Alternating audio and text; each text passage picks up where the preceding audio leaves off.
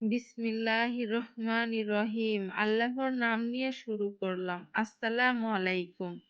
আমার আপু এবং ভাইয়ারা আপনারা সবাই কেমন আছেন? আল্লাহর রহমতে সব্বাই ভালো আছেন। আমিও আল্লাহর রহমতে অনেক অনেক ভালো আছি। আপনাকে দোয়া এবং ভালোবাসায়। আমি নতুন দিনের নতুন একটি ব্লগ নিয়ে আপনাদের মাঝে এলাম। আমার ভিডিওটা আমার আপু এবং ভাইয়াদের কাছে ভালো লাগলে অনুরোধ করব আমার ভিডিওটা কন্টিনিউ করবেন লাইক দিয়ে। কারণ একটা ভিডিও যদি কেউ যদি বানায় তাইলে তার পিছনে কিন্তু অনেক কষ্ট হয়। তারপরও কারো উপকার না করতে পারি, ক্ষতি কখনো করব না। আমি ভিডিওটা শুরু করছি রাতের থেকে। আমি ফ্রিজটা খুলছি একটু চা বানাবো দুধ বের করার জন্যে।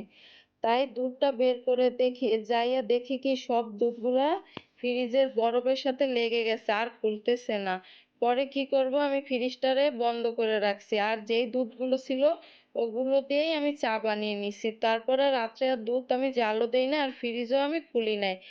পরের দিন সকালে আমি ফ্রিজটারে আবার চালু করছি, মানে বন্ধই, কিন্তু সবগুলো আমি জিনিসপত্র বের করে রাখছি। ফ্রিজটা আমার পরিষ্কার করতে হইবে এই কারণে। যখন ফ্রিজে বরফ জমা থাকে তখন মনে হয় কি ফ্রিজে মনে হয় কোনো মাছ মাংস নাই। যখন ফ্রিজের থেকে সবকিছু বের করা হয় তখন দেখি অনেক ফ্রিজের যা কিছু আছিল সব আমি বের করে নিছি। এখন হইছে ফ্রিজটা ধোয়ার পালা। এই ফ্রিজটা আমার ৮-৯ বছর আগের ফ্রিজ। আমার তাসমিয়া যখন হইছে তখন এই ফ্রিজটা আনা হয়েছিল। তারপরও অনেকদিনই ভালো আছে। কিন্তু এমনি কোনো ডিস্টার্ব দেয় না, শুধু বরফ জমে। কিছুদিন পর পর বরফগুলা ফালাইলেই হয়, আর কিছু না। একটা ফ্রিজ যখন পাল্টাইতে যাম তখন কিন্তু আরেকটা কিনতে হয়। তাই ওই টাকাটারও তো একটা ব্যাপার আছে কোন তো। এই কারণে মানে আমি চিন্তা করছি যে যতদিন চলুক ততদিনই ভালো থাকবে নে। এখন আমার ফ্রিজটা অর্ধেকটা ধোয়া হইছে আর যত জিনিস আছে সবগুলারে আমি বেসিনের মধ্যে রাইখা দিছি দেখেন।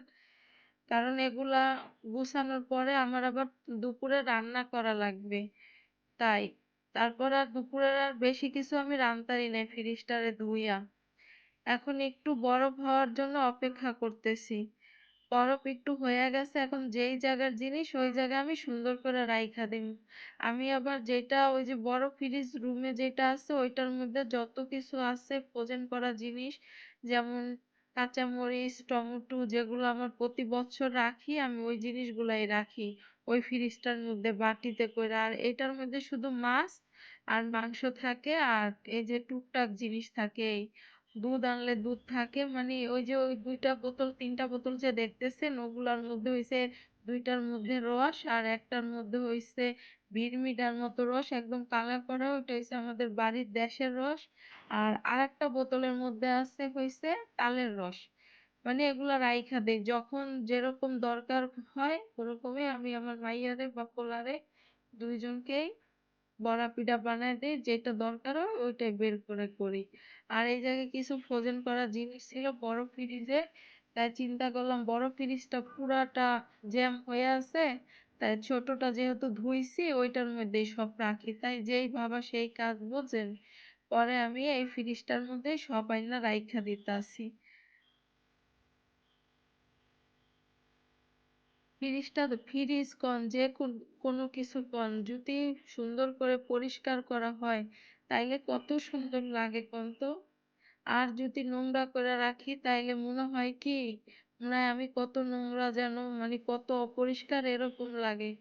তাই আজকে আমি মানে আজকে সুন্দর করে নামছি যে সবকিছু আমি পরিষ্কার করবো। তাই যেই ভাবা সেই কাজ। আপাও আইছে কাজ করতে, তারে কইলাম যে আপা সবগুলা জিনিস আজকে মোছাবেন, পাকঘরে যা যা থাকে। আমি আবার এই দিকটা সবকিছু গুছায় নিছি। এখন ফ্রিজের মধ্যে যেখানে যেটা রাখার দরকার ওই জায়গায় ওইটা রাইখা দিছি। এখন আমি রানতে যাবো, কারণ রান্নাটাও তো খুব জরুরি কোন তো। পরে আমি কি করবো, তাড়াতাড়ি করে ভাতটারে বসায় দিছি চুলার মধ্যে যে তাড়াতাড়ি হইয়া যাক। আর এই জায়গায় ট্যাংরা মাছ ছিল, ওই ট্যাংরা মাছ আমি ভাইজা নিছি। কারণ চিন্তা করছি যে যেটা হাতের সামনে পাইছি ওই মাছটাই রাঁধছি। আর আমার পোলাপান ২টার লেগে আমি ২টা ডিম ভাজছি। আর এই জায়গায় বেগুন দিয়া মাছটারে আমি রান্না করবো। দেখেন আমি তরকারিটা লাড়া দেই আর এই দাঁত দিয়ে লাড়া দেই ওই ধারে জায়গা পাতিলটা কম তো দেখি মানে এক হাত দিয়া তো আমি মোবাইল ধরছি আর এক হাত দিয়া তো লাড়তাছি পারতেছি না বুঝছেন। এই কারণে আস্তে আস্তে একটু লাইরে আপনাদের লগে আমি শেয়ার করতেছি।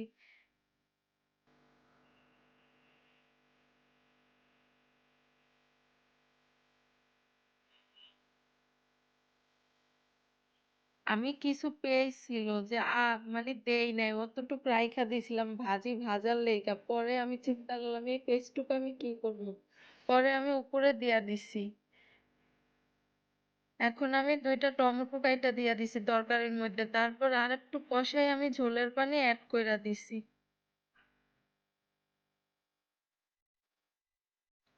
আমার ফ্রিজে তরকারি ছিল না তাই আমি বেগুনি বানানোর জন্য বেগুন আনছিলাম ওই বেগুনটারেই আমি রাইন্দা লইছি।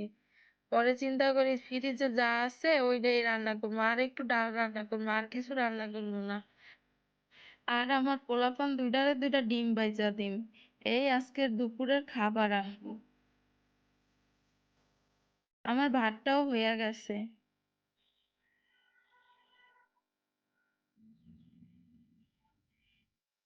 আমার তরকারিটা রান্না হয়ে গেছে আমি টেবিলে আইনা রাইখা দিছি।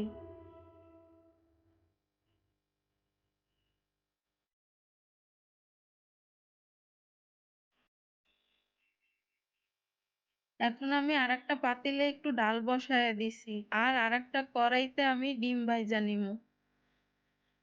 একটু আদা দিয়ে নিছি আগেই কারণ চিন্তা করতেছি নাহলে তো দেরি হইয়া যাইবে। এক হাতে সবকিছু করা অনেক কষ্টের বুঝছেন অনেক সময়। আমার আপুরা তো কত কাজ করেন আমার থেকে বেশিও কাজ করেন কেউ কেউ। আমি তো তারপরও আমার ঘর মোছা কাপড় চোপড় ধোয়া তারপরে হচ্ছে এই ফার্নিচার মোছা এগুলার লেগে আমার বাসায় লোক আছে তারপরও আমি অনেক সময় হাঁপায়া যাই বুঝছেন। এই কারণে মানে যখন একটু বেশি কাজ থাকে তখন আমার মাথাটা জানি কেমন করে। আমার রান্নাটা অনেকটাই হইয়া গেছে খালি ডালটা চুলায় আছে এখন আমার মাইয়ারে কইতাছে কি আমি একটু সসেস খামু। পরে চিন্তা করলাম যেহেতু ও সসেস খাইবো তার চাইতে আমি একটা বক্সের মধ্যে সবগুলারে বইরা রাইখা দেই তাইলে আর টিফিনে দিতে কষ্ট হইবে না। এই কারণে আমি যেই ভাবা সেই কাজ আমি সবগুলারে একটা বক্সের মধ্যে রাখলাম।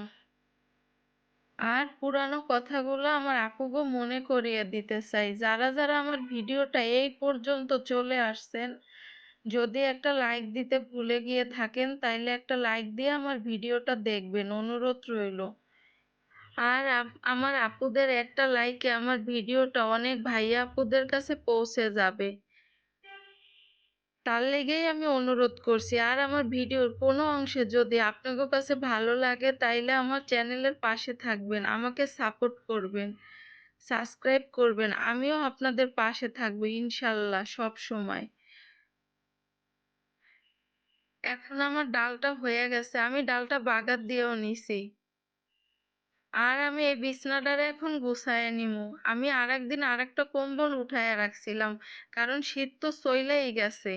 আর কম্বল দিয়ে আমগো কিসের দরকার কোন তো দেখি আবার সামনে বছর তো দরকার হইবে নে। এই কারণে আমি সুন্দর করে একটা প্যাকেটের মধ্যে এই কম্বলগুলো রাইখা দিছি প্যাকেট কি এটা হইছে ব্যাগ।